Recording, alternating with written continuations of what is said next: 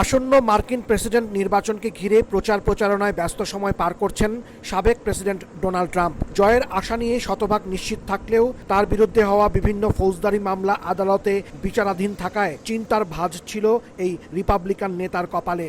তবে তার এই দুশ্চিন্তা যেন কিছুটা কমল। 2016 সালের নির্বাচনের আগে পর্নো তারকা স্টর্মি ড্যানিয়েলসের মুখ বন্ধ রাখতে ঘুষ দেয়া মামলায় দোষী সাব্যস্ত হয়েছিলেন ট্রাম্প। কথা ছিল চলতি মাসের 18 তারিখে সাজা ঘোষণা করা হবে। তবে এর আগেই নিউ ইয়র্কের অপরাধ আদালতের বিচারক জুয়ান মার্চান শুক্রবার রায় পিছিয়ে দেওয়ার ঘোষণা দিয়েছেন।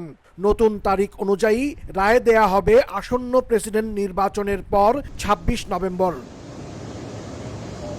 এই ফৌজদারি অপরাধ মামলায় গেল 30 মে ট্রাম্পকে দোষী সাব্যস্ত করে নিউ ইয়র্কের ম্যানহাটানের আদালত। 34টি অভিযোগের সবকটিতেই দোষী সাব্যস্ত হন তিনি। এর আগে সাজা ঘোষণার তারিখ পিছিয়ে দেওয়ার জন্য ট্রাম্পের আইনজীবীরা আদালতে আবেদন করেন। তারা বলেন, সাজা ঘোষণার আগে রায়ের বিরুদ্ধে আপিল করার জন্য যথেষ্ট সময় তাদের হাতে নেই। শুক্রবার বিচারক সেই আর্জি মঞ্জুর করেন।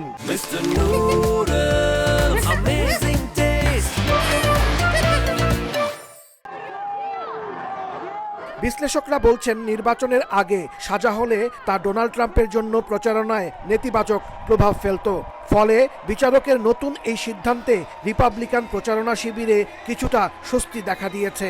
যদিও ট্রাম্পের বিরুদ্ধে 2021 সালে ক্যাপিটল হিলে হামলা ও নির্বাচনী ফলাফল পাল্টে দেওয়ার অপর একটি মামলার নতুন তথ্য প্রমাণ নভেম্বরের প্রেসিডেন্ট নির্বাচনের আগেই প্রকাশ করা হবে বলে বৃহস্পতিবারই জানিয়েছে লস অ্যাঞ্জেলেসের একটি আদালত।